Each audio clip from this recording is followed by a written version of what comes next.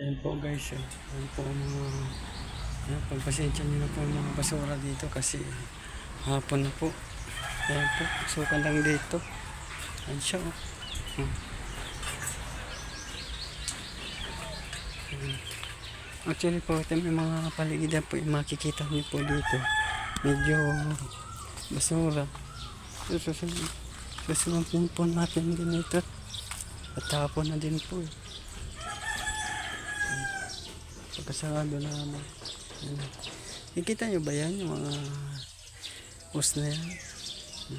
Ito yung mga kalabasa namin. Talong. Ayun, marami siyang bunga. Ito, kakauntian din. Ito po yung ampalaya.